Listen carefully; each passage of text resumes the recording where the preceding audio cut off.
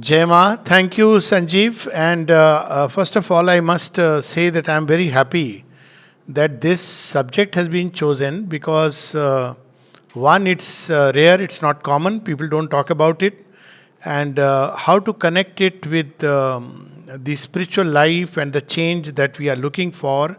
I'm very glad that this subject has been uh, taken up. It's one of the subjects which had been very dear to my heart long back because I think it's an age of individuality in certain sense. And, um, uh, just about 30, 40 years back, we were supposed to live according to certain expectations of the society.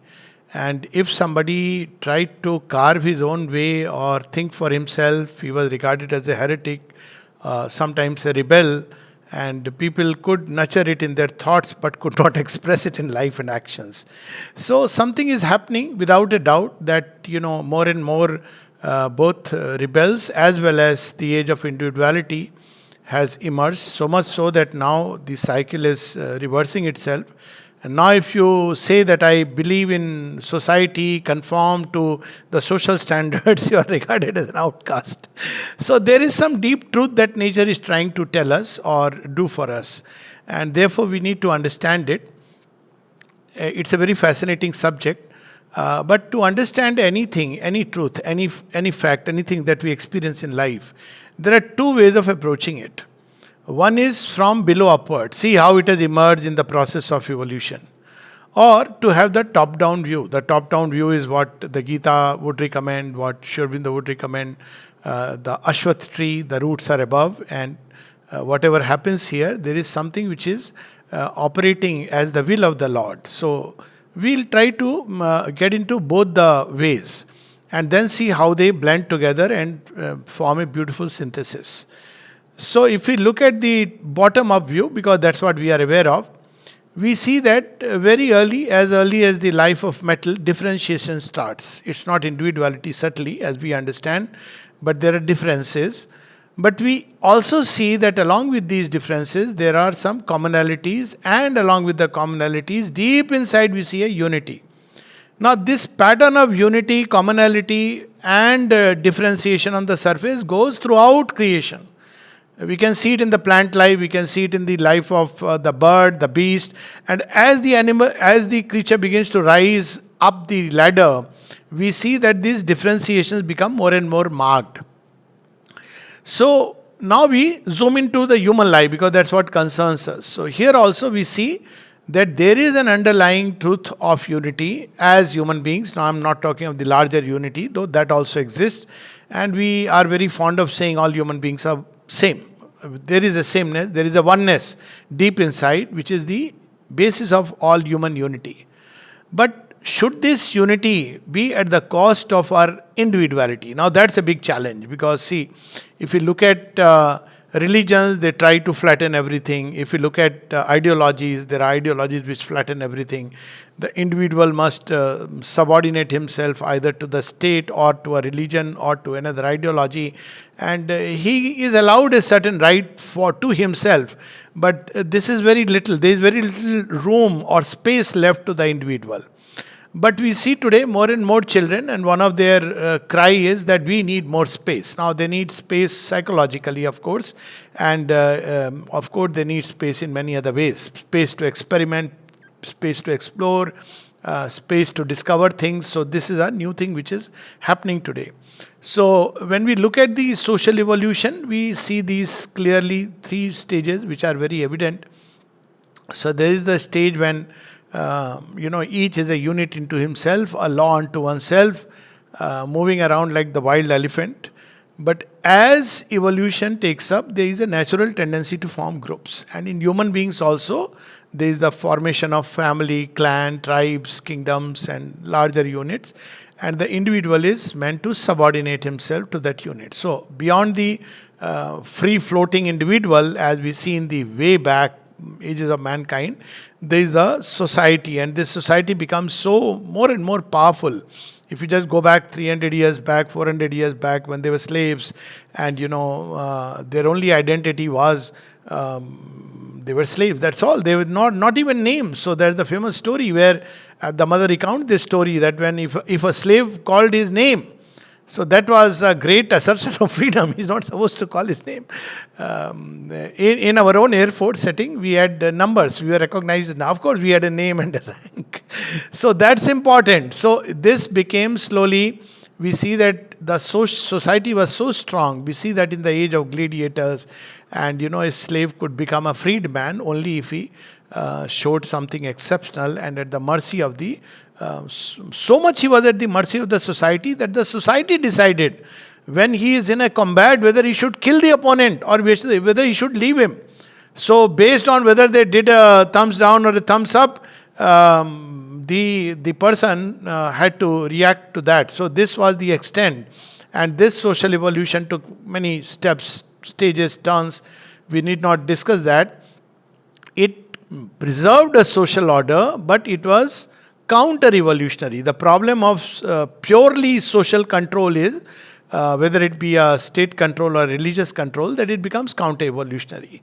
So always we will see that when there is an evolutionary transition, that time suddenly there is an upsurge of the sense of individuality. We see this in Mahabharata, we see this in Ramayana, but I am not going into its detail because I'll get into the story mode. So let me come to today's time. So today's time we see more and more individuals revolting against society, against scriptures, against traditions, against customs. So nature is trying to tell us that look here, there is a new mode which is going to emerge. And particularly we saw this started about 100 years back, but it was not so prominent.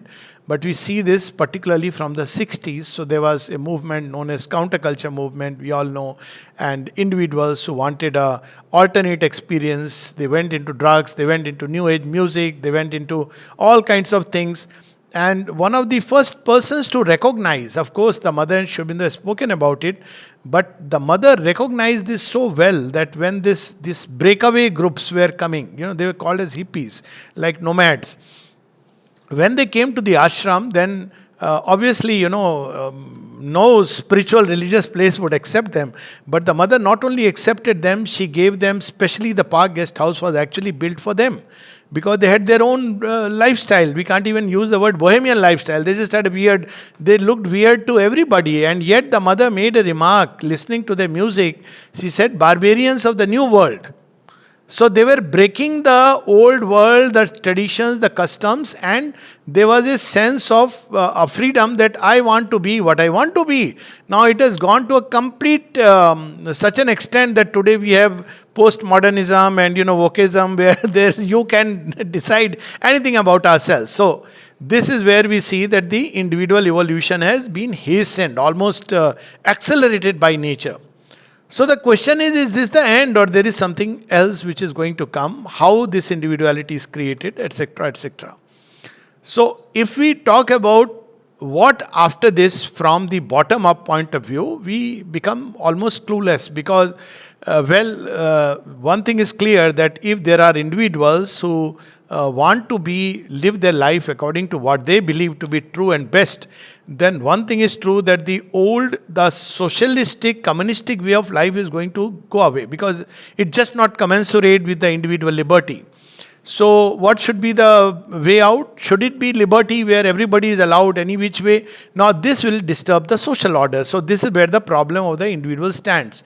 That on one side, he will be the eternal non-conformist and therefore he will disturb social order. The more the number of people, the less there would be any sense of commonality, collectivity. It's a problem we are facing on one side of the globe. On the other side of the globe, we have the other problem, completely crushing the individual under society. So we do not understand what's going to happen next. Now here comes the other view. And that gives us the secret and the clue where Mother and Sri Aurobindo come in and with the reveal to us why individuality is created, how it is created. So is there a plan in it? A traditional spiritual person will simply brush it away. He will say that, individuality, it's on an illusion. Even society is an illusion. And the traditional teaching will be that you must act according to the social wisdom or the cultural common culture. That's the thing. And all individuality is a play of the ego. It has to be surrendered, and there is no abiding truth of the individual. So if you go to extreme Advaita Vedanta, they say this, and it raises more questions than it answers. At least this was my question, that if according to Buddhism, the Anatmavad, there is no reality, abiding reality of the individual. There is a temporary reality, like the Vedantins explain, that it's like a wave. But the wave has no abiding reality. For a moment it emerges and then it merges into the sea. So then, who gets free? Who gets liberated? Who does the effort, and why do the effort? Because there is no abiding reality. So there are many, many questions raised by that viewpoint, that there is an immutable Brahman, there is a reality beyond, but all this is individuality, society, all this is a play of illusion. That means Maya creates in us the sense of separateness. Now here comes the first understanding of illusion or individuality according to the spiritual standpoint, that well, individuality gives the sense of separation, which creates division, and well, it's not good. And in truth, nothing is separate, and one can go back to the commonality and the unity that is underlying all creation. But then, is there no real truth in individuality? Herein the mother comes in, Mother and Sri Aurobindo. And if we see it, actually the hint is given in the Gita itself. Because in the Gita we see very passingly, but very, very clearly, the whole logic of the Gita starts with Arjun's individual crisis, where none of the social standards is helping him navigate through the crisis in which he finds himself. He doesn't know what to do, because according to social norms, he should not be fighting against his own relatives. He says that these are the people for whom one wins a war. Now if they are dead and gone, what am I to do? So his crisis comes there.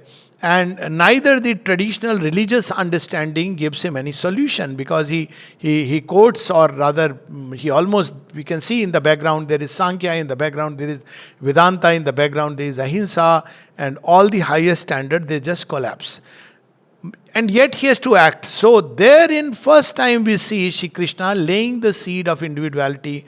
He says, no, there is something greater than the so-called man acting according to his own impulses, like the jungle and the society and even the individual. And here he gives the secret of individuality almost, when he says, look here, Arjun, as an individual, you are supposed to become an instrument of my will. Now this is where the conscious joining of the individual and the eternal comes. So that conscious joining is what is called as yoga, and it's there is the image of the Nar and the Narayana. So the individual has a role to play. In fact, he says that I am giving you the privilege, and the several places the individuality comes. Because Arjun says, why me? Why not anybody you could pick up? There is no truth in individuality. Anybody could, they were great people at that time, Bhishma, Drona, anybody he could have picked up and given the Gita and prepared him. So he says, no, because we have been friends for a very long time, we have fought the battle of the ages. And then he reveals another secret of individuality.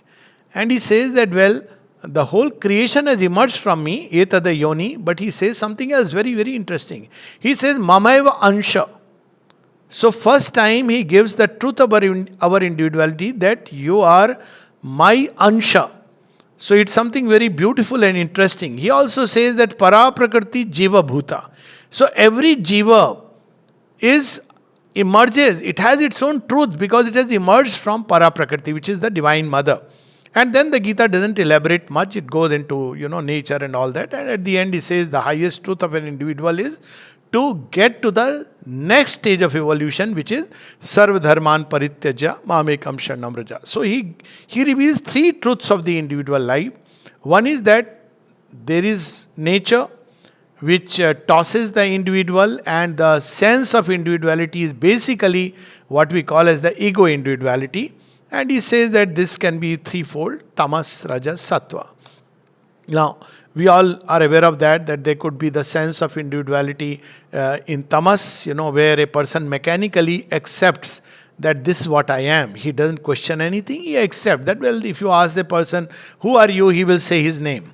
If you ask him further, he will say, well, I'm a doctor or I'm an engineer. So that's like mechanically, unconsciously, we just accept a label and we live by that. So what differentiates me from others is my name. So now if the name is also common, there is a problem. So well, that's what, or the profession or the place he's working. So this is the very tamasic kind of individuality where I identify with nothing which can be special to myself. Then there is the rajasic individuality where this individual is asserting against the society, where he wants to prove a point, he wants to be the leader, he wants to be the king, he wants to show that he is greater than the others. And this is a struggle between the individual and the group life in which the rajasic individuality is formed. And then there comes the third level type of individuality, which is the sattvic individuality, which is created by the sattvic ego, where we identify ourselves with certain nobility, certain qualities, certain kind of goodness, which we, for example, people take a great pride that I am a very honest man. Or they take a great, well, honesty is a very big word. So you don't become honest just because you are paying taxes, but that's a part. So, but people believe that they are very honest. And then there is another kind of sattvic ego. We see several times that, I have never killed anyone or never injured any life. So they get so attached to this sattvic individuality. There is a very famous example of a man who was sannyasi, who they would not wear even clothes. We have all kinds in India. And he came for a talk to one, Delhi ashram, and he would not place his feet on the ground. He would eat only one kind of food. And when he came and he, after the talk, Surendranath Jauharji, in his characteristic, inimitable style, he ends up saying, well, I see that you are quite detached, but aren't you very attached to your detachment? Now you see, it can go to that extent. So it doesn't, so sattvic ego, where I will not do this. And mother gives a very interesting example of someone who says, I am ready to obey the divine. Of course, I will never kill anyone, but I know that divine will never ask me to raise a sword against anyone. And the mother asked him that, how are you so sure? Obviously, he had not read the Gita. So the fourth stage, which is where now we see this yoga is, Sri Aurobindo's yoga particularly comes in. It doesn't annul the individual. It discovers the true individual. But we'll come to that in a moment. So the fourth stage is where the individual surrenders his individuality to the divine, and he becomes a conscious instrument. Unconsciously, the whole world is the instrument, including evil, whatever we may call. Divine uses everybody. Even those who don't care about the divine still uses, because he is in everyone and in everything. But the individual becomes the main means through which the evolutionary journey can be spearheaded. As I said, during moments of transition, we will always see the breakdown of the old social order, and there will be individuals who revolt, react, and they will become, that time they are regarded as abnormal. We know that story of Krishna himself, that how much he is accused on the battlefield of Kurukshetra by Bhurishrava and in the yagya, and people don't understand him. But then he becomes the norm. He becomes the standard bearer. So the individual spearheads the evolution. So in all evolutionary transition, we'll see the odd person who begins to set new standards of life. So the standard that one is called upon now to set, because the stage of individuality, crisis individuality, new social order, that is going to change into a spiritualized humanity. So it's not just about creating a new social order and bringing into society some new elements, some reforms. No, it's no more the age of reforms, if we go by what Sri Aurobindo says. Now the thing is that can there be a spiritualized humanity, which required that the individual becomes the nodal point for the evolutionary process. So this starts, now we connect it to the origin.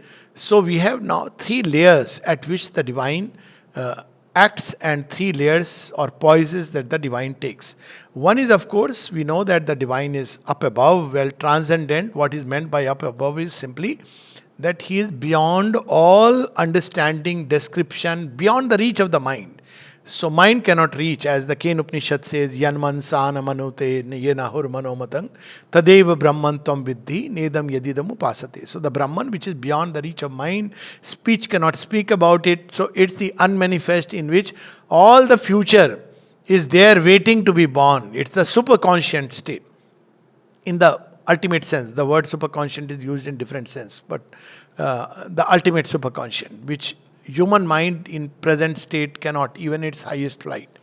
Now we also know that people have also spoken about that in this universe, the divine is in the universe and he conducts all the affairs of the universe. So it's like, how does he conduct the affairs of the universe? There are certain laws which create order in the universe. So this is also understood, accepted, that well, he is transcendent as well as he is universal. We see this in the vision of the Vishwarup in the Gita.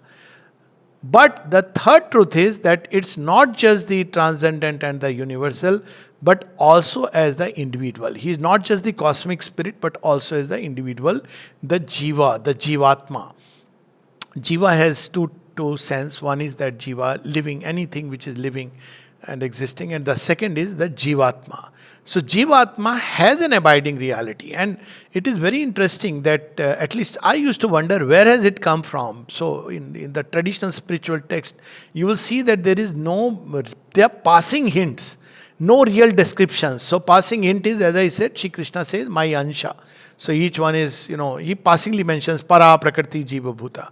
But Sri Aurobindo for the first time reveals to us that the Jivatma, that means as an individual, the truth of our individuality, is there in the supermind. So in the three poises of the supermind, the second poise is where the one wants to become many. Now we have heard about it, eko ham bahushyam. So if he wants to become many, it has been traditionally understood that many in terms of many objects, many things that we see in space, many subjective states, many objective realities. But here the many is not just that. Many is that many divinity is in the universe. So the one who is supreme, holds within himself all the possibilities, becomes universal, but also his will is to become many individual divinities. Now this is a subtle distinction. It's not that each of us must realize that Soham Asmi, I am the divine. But also that each one represents some aspect or some reality or some movement of the infinite. Now this is where things become very interesting. So we can take an example from material creation, that there must be some example somewhere to hint at us. So well, we can say that material nature, material world, etc. But when we look at everything just in material nature, we need not come into living being. We see that each material creation represents a thought of God. I am using the word thought of God in the sense that it is a symbol of a deeper divine reality. Whether we take up the atom, we take the solar system, we take up the galaxies, we see that it is representing a truth of something at the center and how things are moving around.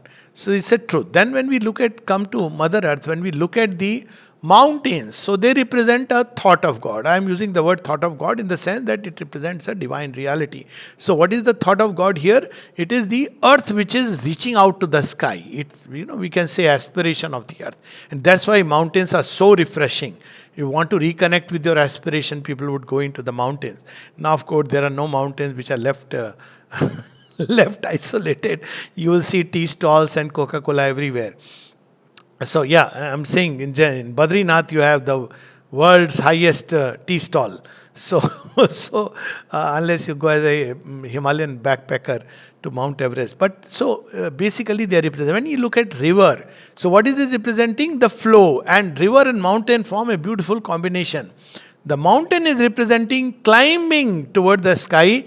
The river is representing all that tapasya of the earth gathers inside, is flowing to nourish all life which is going to come up. So when we look at this creation, all the five elements, each of them represents a aspect of the divine reality. Now if this is true of material objects, it is equally true of birds, flowers, animals, lion, quiet power, elephant, prosperity and strength. We can go on. I mean, one can make a whole list. Serpent, cobra is regarded as, the evolutionary serpent. Other serpents, something which is called as fear. They incite fear, hostile forces. Well, we could go on. But there is, in human beings, suddenly we see that not only there is differentiation of a species, but there is a interspecies differentiation. So that's something very unique we see in human beings. As we grow, we begin to experience not just external differences. There's something very interesting that starts in human beings. So in animals, you have a species based on external markers. By and large, that species will behave in very predictable ways. There would be unpredictable element, but generally predictable ways. But in human beings, we see it starts with variation of color, then variation of form, and so many variations come up. And when it comes to the inner subjective element, we see a variety. So much so that it's so difficult. People want to create world unity. They talk very nice things. And I often say, first create unity in your home between husband and wife, if you can have. And we have that great joke where somebody did a lot of tapasya and God appeared and he asked, what do you want? He says, Arab-Israel conflict for so many thousands of years. Lord, can you please solve it? So he says, my child, see, it's not easy. It's very difficult. And, you ask something else. He says, okay, I have regular fights at my home between husband and wife. Can you solve that? So God pauses for a moment and he says that, can you bring that map of, he asks one of his angels, of the Arab Israel. Let me try doing something there. That's easier. So that's because of the extreme differentiation. Now that's one of the reasons why we have, divorces which are mounting on the rise and all kinds of phenomena. And it's a stage of experimentation and exploration in this field. And that's why very new kind of relationships are going to emerge in the future, where there'll be a lot more space, like the Lebanese mystic said, and his books were burned, let there be spaces, togetherness. So we see that in human beings in today's age especially, such a wide differentiation of thoughts, feelings, and it becomes very difficult even to live within the family. Sometimes, there has to be a great space in the two people, between the two people. So, what really is the truth of these differences that we experience? Now, here we have to be careful between two individualities. One is which individuality which is formed by nature. Now, this is something very interesting. So, if we analyze ourselves, what is it that I can call mine? Actually, practically nothing. So if I really see intelligence, some people feel very proud that they are very intelligent. Well, it's a gift given to me. You may blame it or give the credit to heredity, parents or whatever, but it's something which comes. I've been endowed to nature. Any quality that we talk about, any custom we talk about, by and large, it's something which we have picked up. Most of our thoughts are before the WhatsApp has come into existence, there is a WhatsApp which used to happen. All the time, there are thoughts which are circulating and we just pick them up. And we think this is me. So this is the ego individuality, and this has its own place in the evolutionary scheme of things. So what is this ego individuality? Ego individuality is the difference or the sense of separateness based on the body, which is like a container, and my thoughts, my feelings, my way, all this, my, so me and mine, my idea of life, my goals. So that's the ego individuality, and Mother puts very beautifully. So it's like an external mold. So what is this external mold? She gives a very nice example elsewhere. So example is like you have, how do we make ice cream? We make, ingredients are the same. You put milk, you put sugar, you put cream, and you put, whatever other things are there. I'm not an expert in ice cream making. But that doesn't give ekoham bahushyam. There must be the joy of diversity.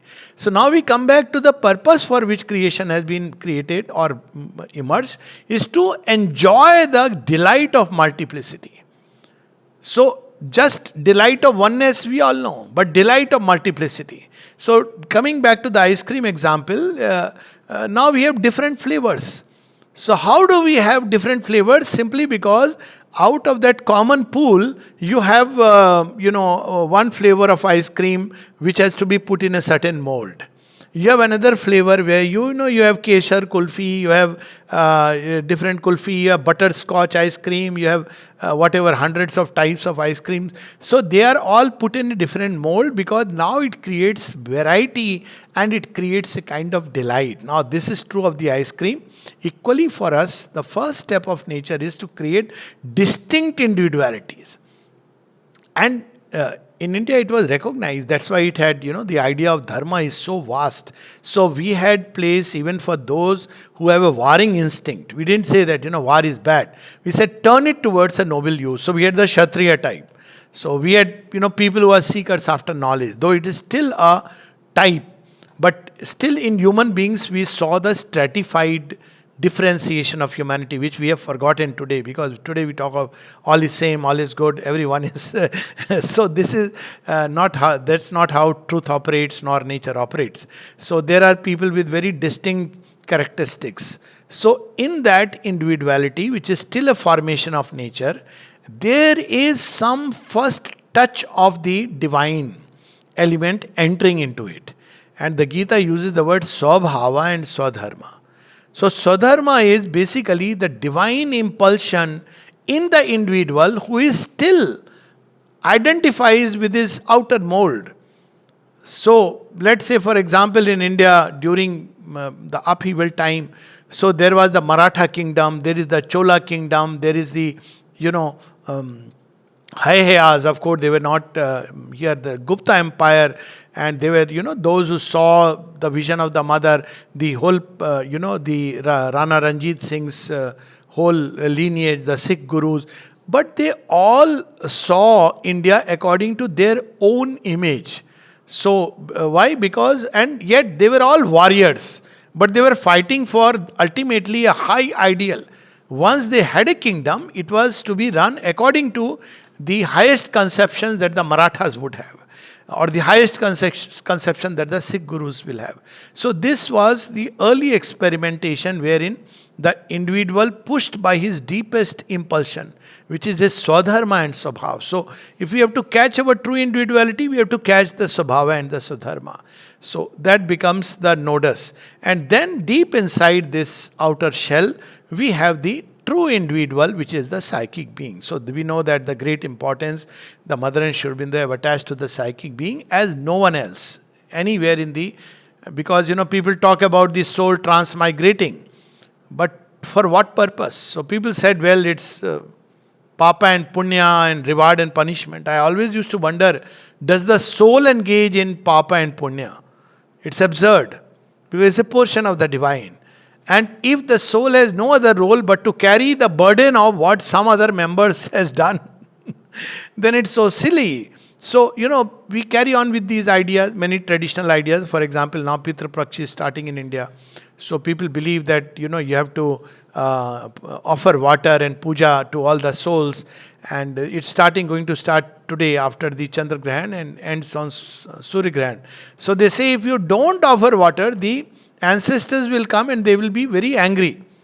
So somebody asked me, do the souls get angry? I said, they are not worth, souls will get angry. You're offering water. So this is how you see, behind this shell, there is a truth of the individual, which is the psychic being, which is very different. It's a portion of the divine. It's always beautiful. It's always shared something of the divine purity. It's a little element, like a little spark of God, like a little flame, which is the true individual within us. So now we have two ideas of individuality. One is which is the surface ego individuality. And if that is all that is true, then the Advaita Vedantin is right, that it's an illusion like a wave thrown up on the sea and it has to collapse. Don't identify with the wave, identify with the ocean, because this is anyways going, it's an illusion created by nature. But if we have to take the other aspect, that there is a true individual, and I use this word that why the two are needed. As I said, ego individuality is like the scaffolding. So when a house is being made, let's say a temple is being made. So when you make a temple, who is at the center? There is the deity. And there is the priest. The priest has to take care of the deity. And there is the building. And but before the building has to come, there are, people cordon it off. And if we see, there are, different bamboos which have been turned into a ladder, and there are different people working at the temple. And if you ask them, what are you doing? They will all have the same thing, that a temple is going to be built. But you don't see a temple. You see only dust, you see rubbles, you see bricks, you see different types of constructions. But a day comes when there is the building which is ready. And in that building, then they start taking off all the things. And then the deity is already there who is covered up. And then finally the priest comes and unveils the deity. This is the same process of individuality. So the ego individuality is like the outer covering. And it's important because it tends to isolate. I can't say that I am building a temple, therefore the whole city, London or Pondicherry or Delhi or whatever, must become the same temple. That will kill variety. So that's not how. There has to be differentiation, because unity in diversity is the goal. As we have seen, we come back to the original premise. There is unity, there is commonality, and there is diversity. Right from beginning. So goal is unity in diversity. Now we cannot have unity which is uniformity, where there is only a common code of conduct, a common custom, common tradition. It finishes diversity. This is the problem with religions, which impose upon the individual that you have to strictly follow whatever is the code. And we know to what extent it can go, what exclusivity it can create. And they will all say, we are doing it for God. So God is some nebulous entity, and if everybody does the same thing, it's wonderful. That's how it is understood. Equally, we know ideologies, which are sometimes worse than religions, which want to flatten everybody all into flat state of equality. But each one of us does represent in our deepest core our thought of God. Now we come back to the mountain and the river. And that is that blueprint, that real divine impulsion, the divine which is going to manifest in us, is in the Jivatma as the little spark. Now again, Jivatma, the central being, psychic being, I am not entering into that right now. But it's enough to understand that we have within us a divine core, a spiritual core, which is not there for annulment, but it is here for divine fulfillment. And if each of us is true to it, now then the question arises, okay, but then ultimately you are that. No, the two go together. It's very beautiful, this experience that there is the divine individuality in us and there is the divine in all its fullness. And the two together is the beauty of Nar Narayana. That's the hint we find in the Gita, that the individual must get rid of, at some stage of evolution, he'll be compelled to get rid of the ego individuality. It has a place because it is to differentiate. But differentiation is not separation. This is the little change we have to understand. Differentiation adds beauty and joy to creation. It multiplies delight.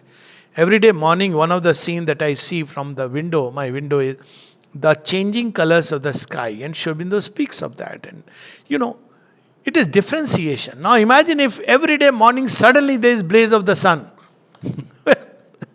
That's not something which, so beauty, this creation is meant to express beauty and delight. And therefore, even love, some degree of otherness of self, some degree which pulls two people together, which pulls two groups together, and therefore the delight multiplies only when there is differentiation.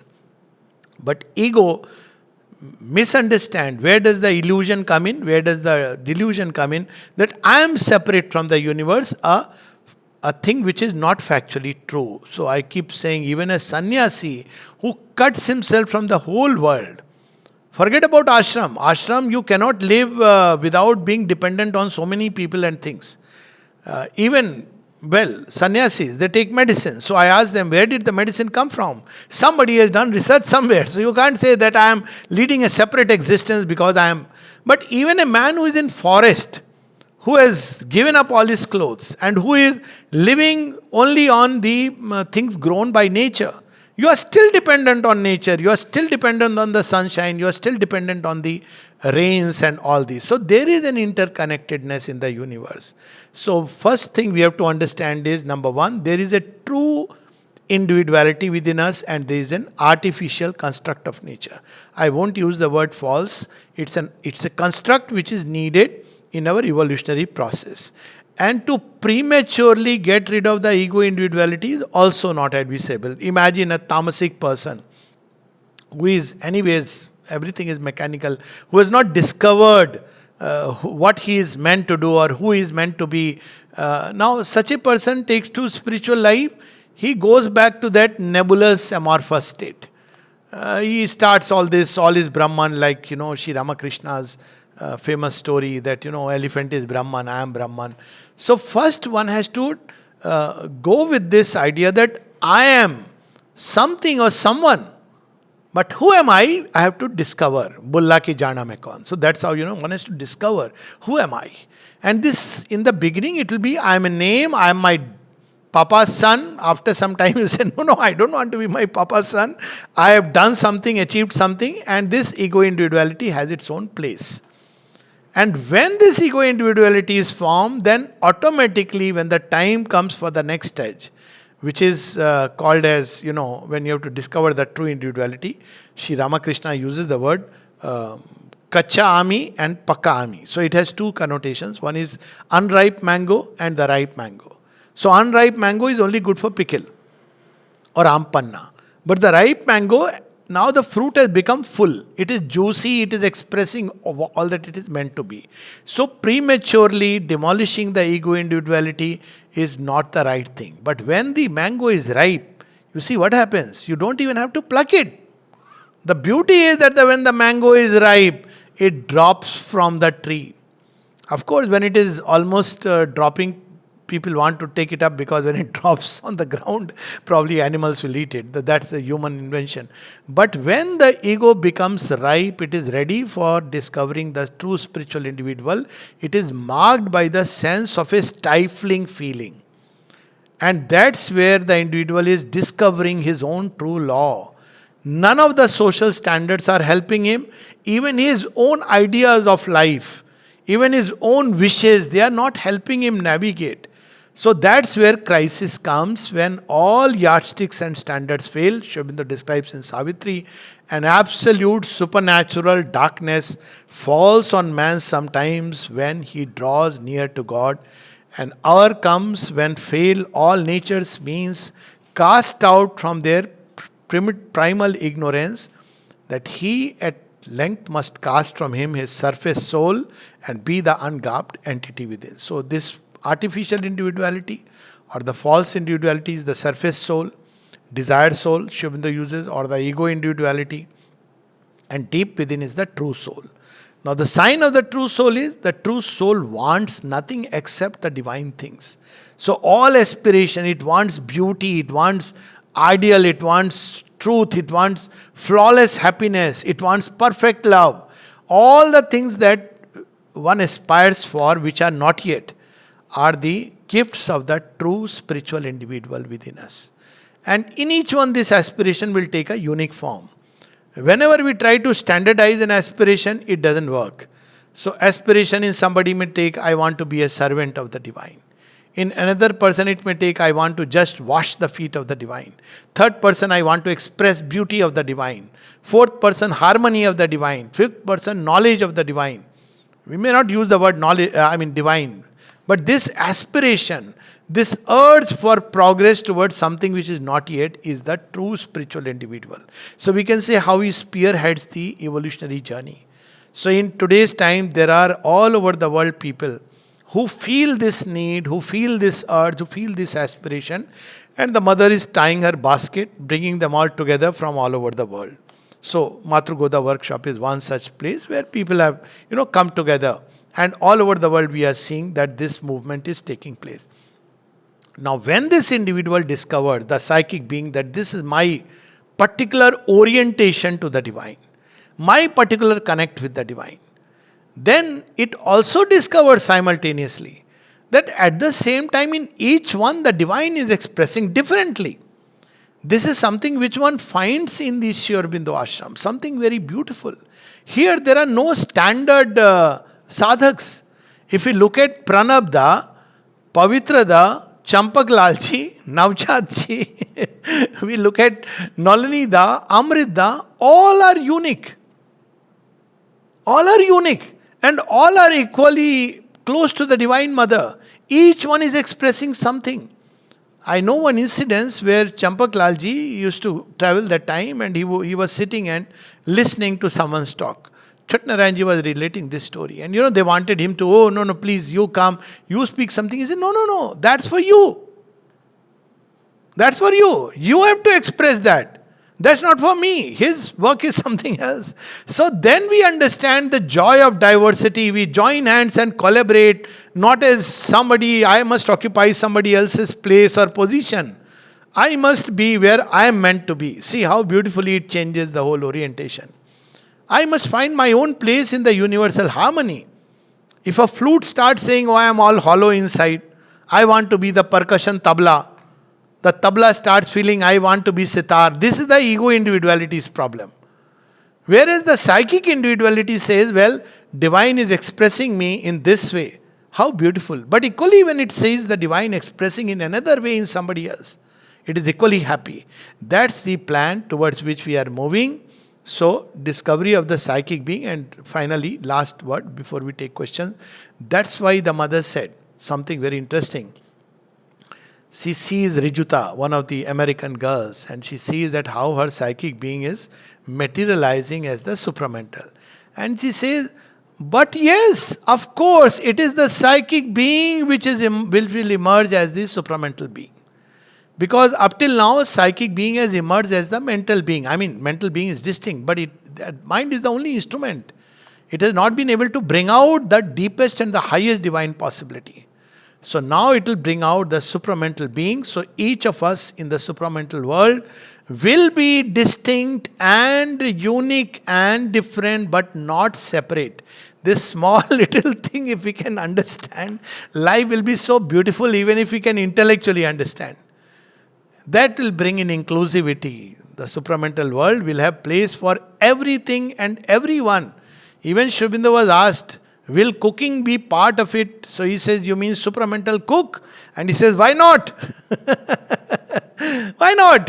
Somebody can cook food and it becomes like a prasad. And one, that those hands have become means to nourish the bodies of so many people. But it's not just ordinary food. So there is no competition that somebody is speaking, somebody is sweeping the floors, somebody is fighting the battle. All around there will be the divine harmony and the divine expressing himself in countless ways. So this is the original plan, the ideal of the supramental world. And as I said, the last objection that okay, but still there will be a veil between the individual and the divine, the soul. Sri Aurobindo says no. Because he is basing it on his experience, and all who have realized the soul understand it by experience. You can any time enter into that. You know that in your deepest essence you are that. And it's like one could take an example that you are going as a I am taking a little cruder example of when a little elephant is lost, a baby elephant is lost in the group. Now, elephants have very developed social sense. Now, when this elephant is going and suddenly it is attacked, it's enjoying everything. What does it know? What does it do? It trumpets and the entire elephant herd comes to the rescue because deep inside there is always this connection. So this individual soul, as I said, this is a very inadequate example, knows that it is always a portion of the Divine Mother. Always one with her. And the beauty is, of course, there the elephant example doesn't suffice.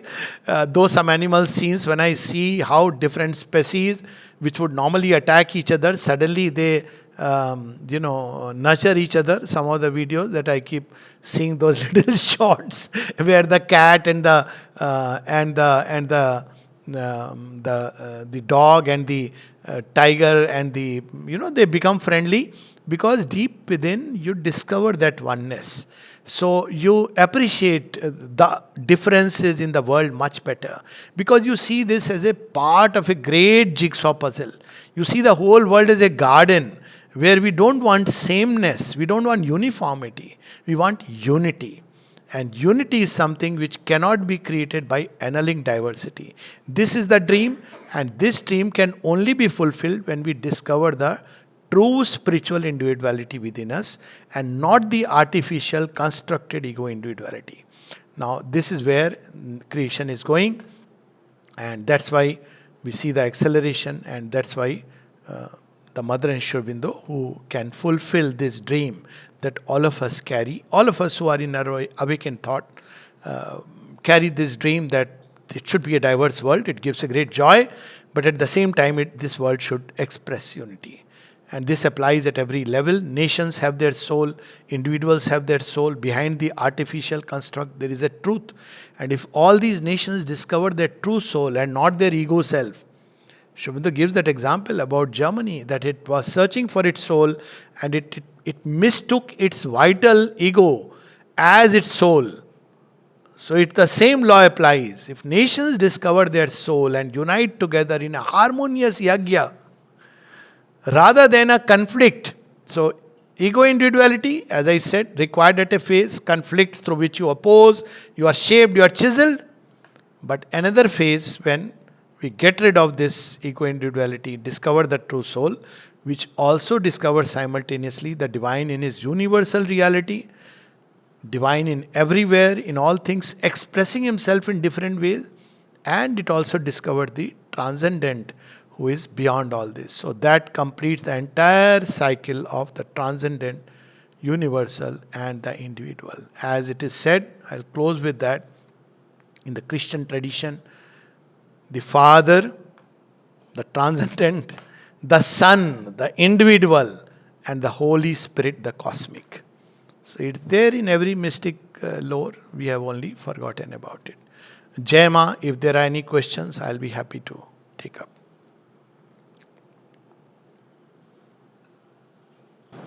Jai Ma, thank you very much, Alok Bhai, for recounting these aspects of individuality.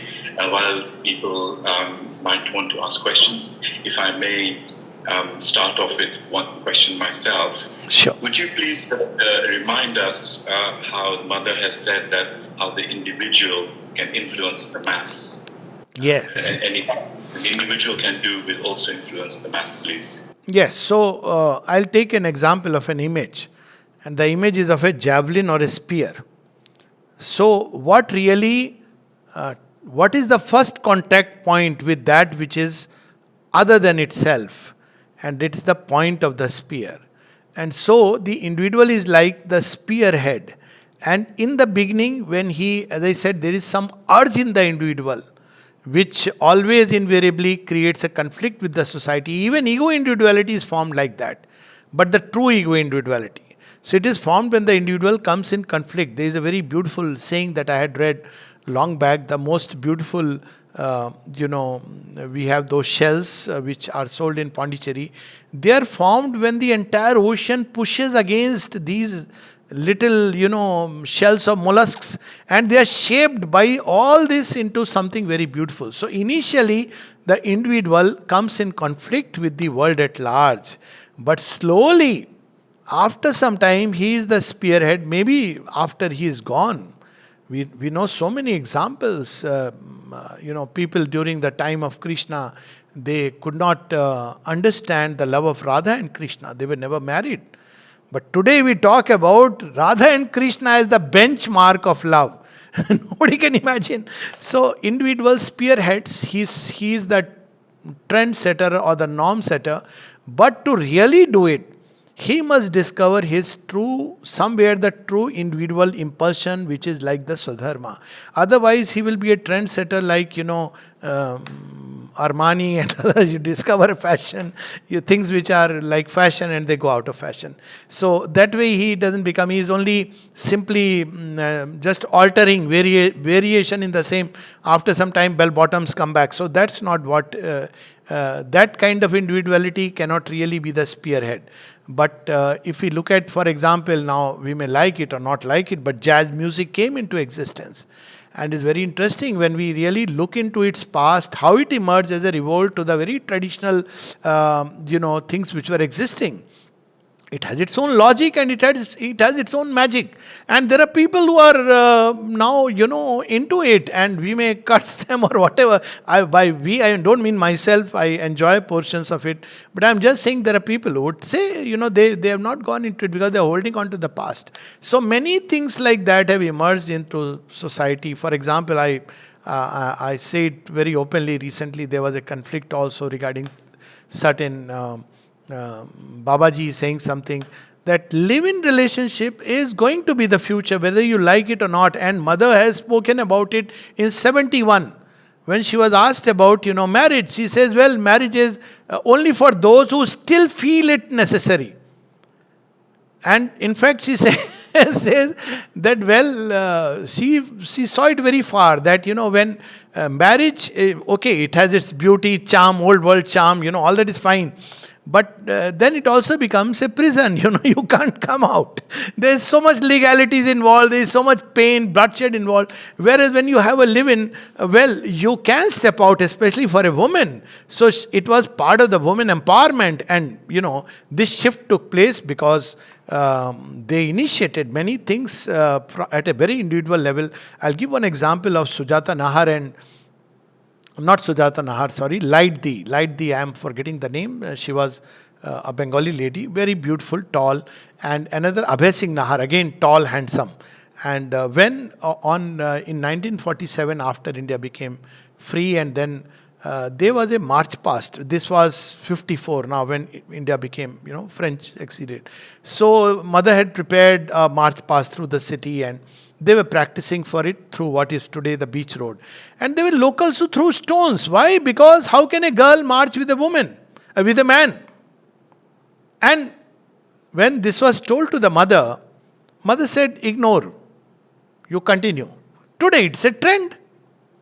We take so much pride that women are, flying aircraft. So there will be initially a resistance from past. But suddenly we will see that one individual who cuts through a critical barrier of thought. And then we will see that more and more, like morphogenetic resonance, there are different names, and suddenly it becomes the new norm. But as I said, one has to differentiate between the true spearheading individual, what is called today's thought leaders sometimes, mistakenly, and the fashion. Fashion is a different thing. That's a mimicry of the vital ego, and it does anything and everything. So it's not the woke style of I'll do whatever I feel like. That's okay. That's a stage of evolution which happens today because the social society is undergoing a change. So there will be dislocation. There will be many things which will go back to an animal level. So that's a different subject altogether. Yes. So individual spearheads. Institutions are going to go away. We have to understand. The whole fabric is changing world over. Whether you take education, religion, anything, institutions are going to go away. Mother called the school in Auroville last school. Then again they made another school. Then mother said, future foundation school, what else? So there is a school called no school. Okay, so any other? Yeah. That's very helpful. There's a question from Shilpa. Shilpa? Yes, please. Hello, Alok. Namaste. Namaste. Very powerful and yet confusing. What is the correlation so then between union with the divine and becoming an individual or individuality? Yes. Because it sounds like once you gain union with the divine, then you have gained individuality. And question 2, a little bit different, but so would we say somebody like Einstein, Beethoven, they had gained individuality? Okay. Wonderful. So, first question, that's not how the traditional spiritual people say. They don't say that union with the divine equals to gaining individuality. They use the word annulling the individuality. So, but they exist, physically they exist. But if you ask them, and it's true in experience, they say, well, because of certain sesh karmas and they are getting exhausted and they are living in the world, so there is a certain vyavaharikta. Sometimes they even behave in a crazy way. It's known in spiritual literature that they can become jadvat, pishachvat, balvat, unmatvat, even like a madman, because then there is no individuality. It is considered that the two are mutually opposite. This is the traditional Advaita Vedanta view.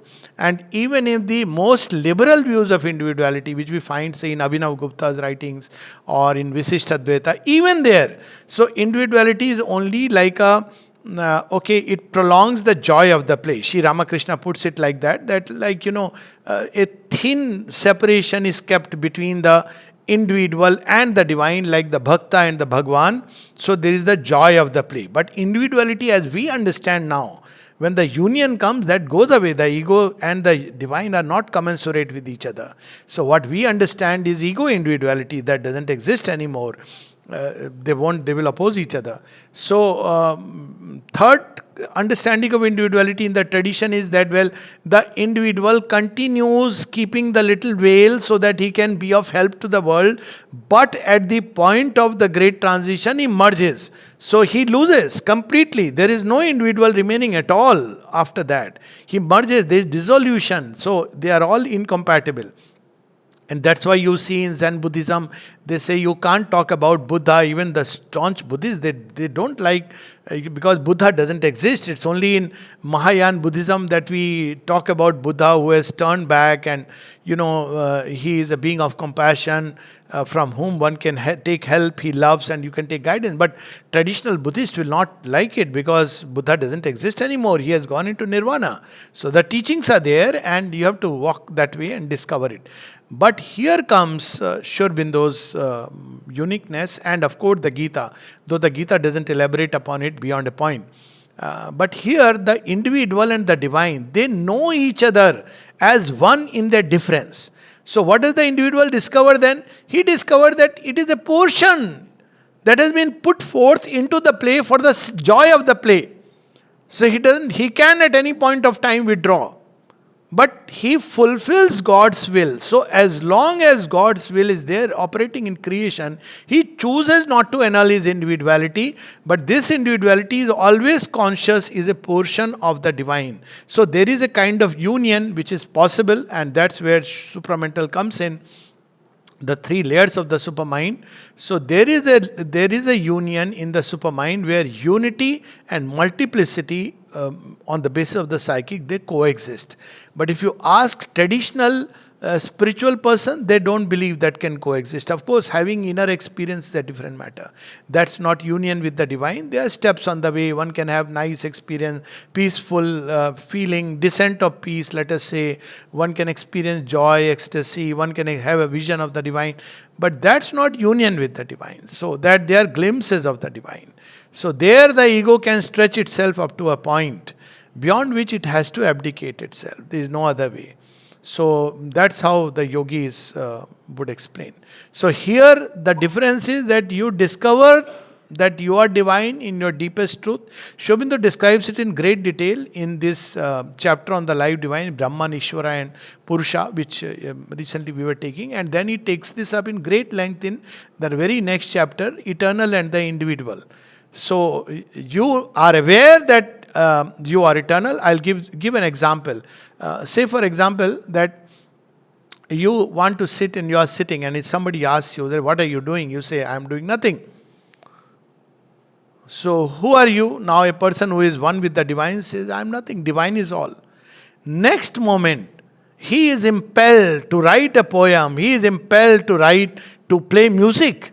He is impelled to create something. Now this impulsion is the divine will expressing itself. How will it express if there is no individuality left? And how will it express if there is an ego individuality? Because ego will distort it. How will the ego do? It is felt impelled to, play music, but it will immediately say, oh, it's my music. I am the one who is the instrument of God. I am the one through whom God is playing. Now, this is still the veil. But here, the impulsion is within, the act is flowing from within very naturally, spontaneously. But there is obviously no claim whatsoever, even inwardly. Not for the sake of saying, "Main to kuch nahi hu, sab Bhagwan hai." It's the inner truth that one is living. And at the same time, one lives in the larger universality because one sees the divine everywhere and in everything. So, this is going to be subtle distinction, but an important distinction. Yeah. So, one is both at the same time. Yeah. So, what stops one then going into a state of nirvana at this point? Yes. So before that, just one thing to clarify. See, look at from the divine standpoint. The divine uses this entire world as his own. He has become all this world. But does he create an either or? He doesn't. It is spiritual thought which mind creates a division. Divine doesn't create a division that well, this creation, this is the creator. I will not act. He acts, flows into the creation and manifests. So that's something which is there. So we have to be even as the divine. That's why Shobindu used the word Isha Upanishad as the foundation of the divine life. And particularly there are four verses. I'll not discuss them here, but I'll just point the attention towards, Vidya, Avidya and Sambhuti, Asambhuti, where, birth is regarded as stepping into ignorance, and going beyond birth, Asambhuti, is regarded as another kind of ignorance. So the secret here is joining the finite with the infinite. Now, in the divine consciousness, they are never separate. The divine doesn't say that this is not me. If he says that, that will not exist. So we too can arrive in that state where we know that the infinite and the finite, they fulfill each other. The finite exists because of the infinite.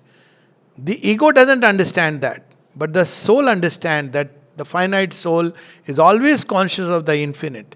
And therefore, the mind, body, life, they all can become conscious of the infinite and become a channel for that. So that's the difference. Now, who would choose for nirvana and who would choose for this? It's an inner choice. That's why we see in Savitri in book 11, the supreme consummation. So even Savitri is given that choice. That look here, you can, even there is a state where you can go in otherworldly terrestrial state. She says, you live with boundless Savitri, with boundless Satyavan.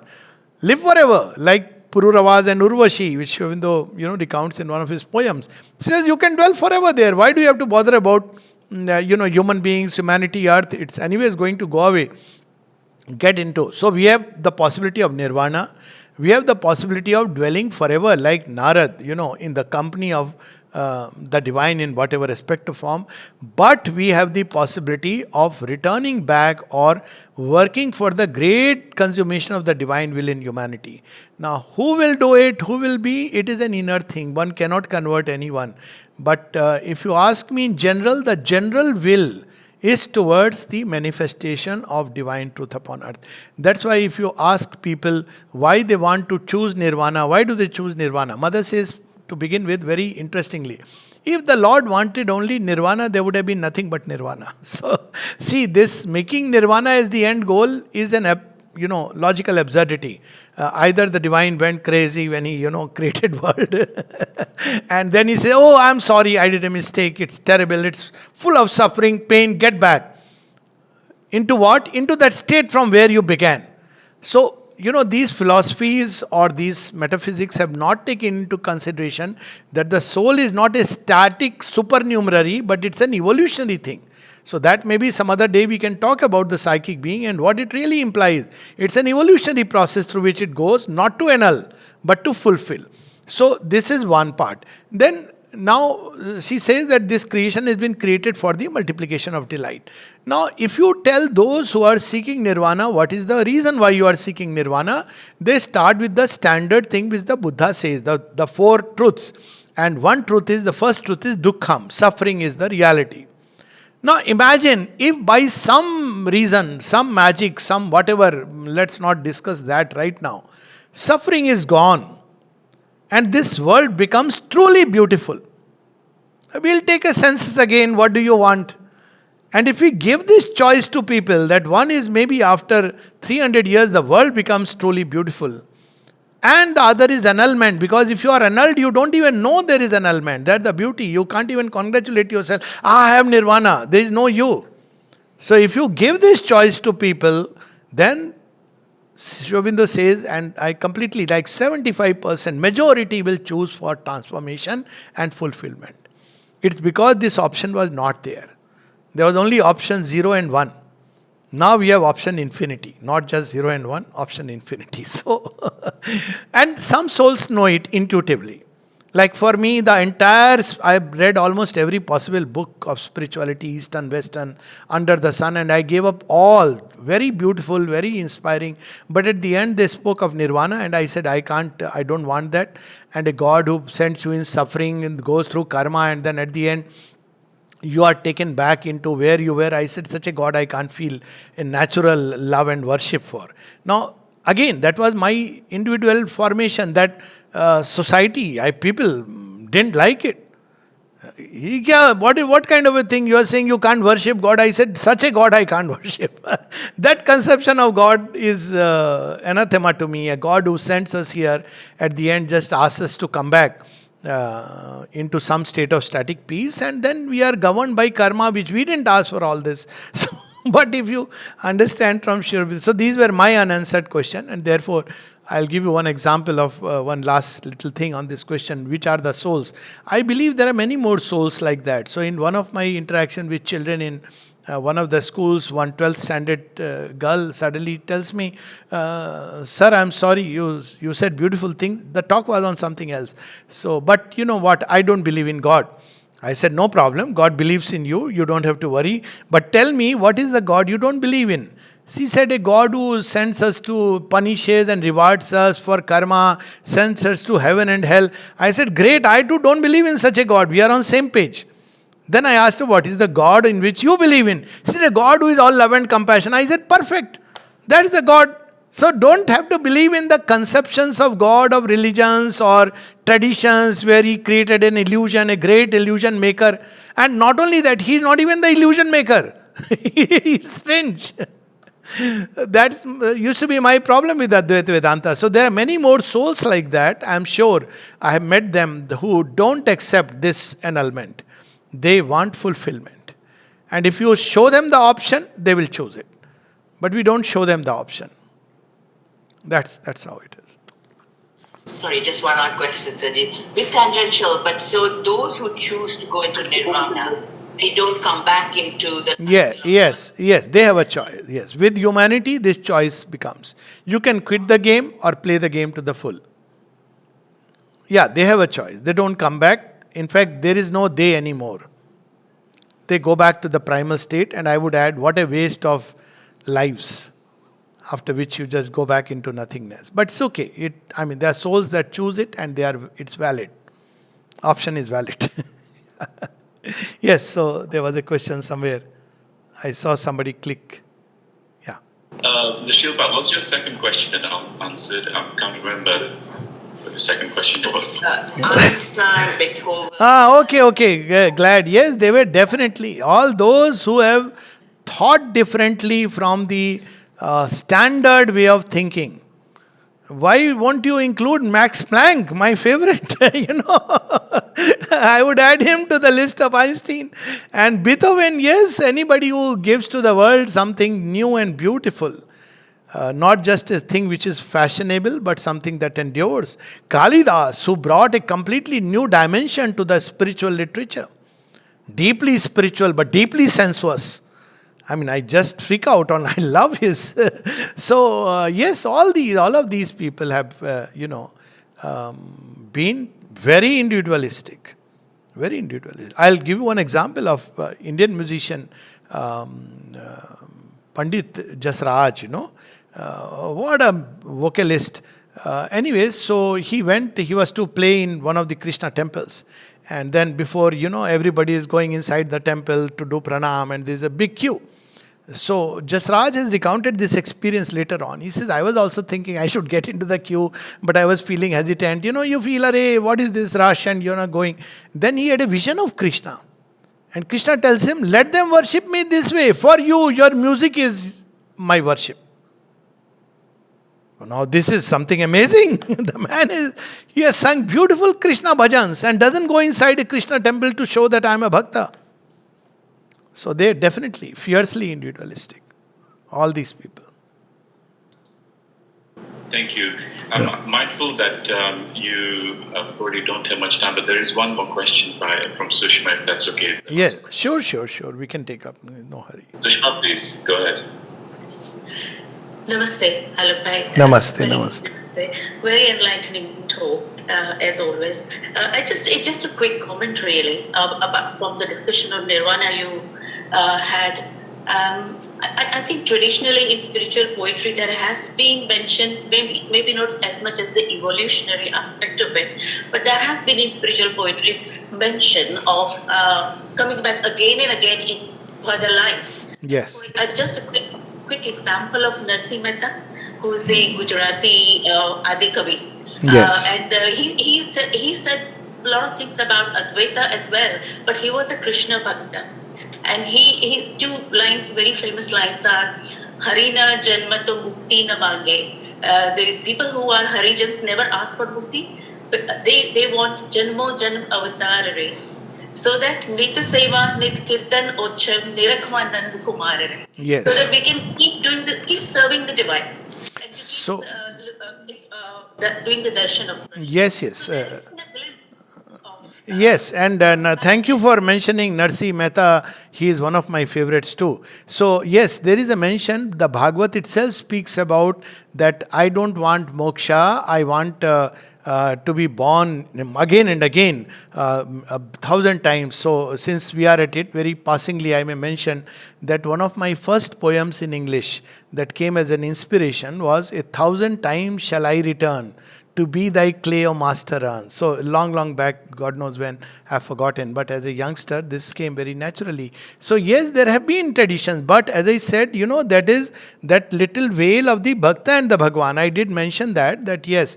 But what is that seva, that fulfillment, that impulsion through which this entire world will begin to reveal the divine truth hidden?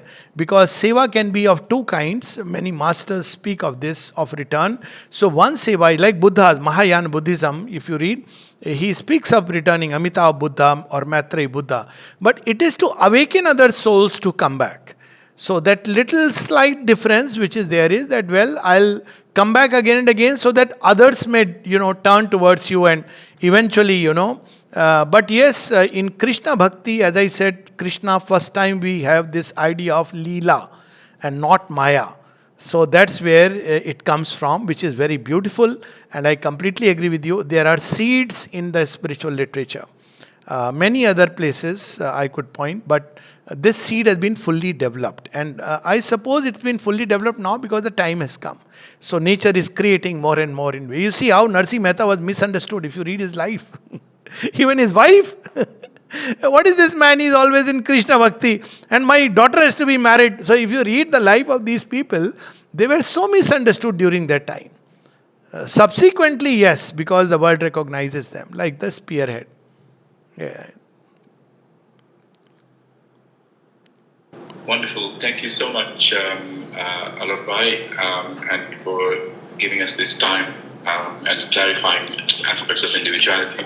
What we'll do is we will maybe take this up as our workshop in a couple of weeks' time and use your talk as the basis and then find out the ratings as well and take it further.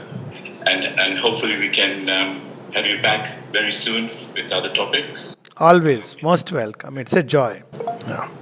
Thank you so much. Thank you. For everyone for joining in. Namaste. Namaste. Thank you. Jai Ma.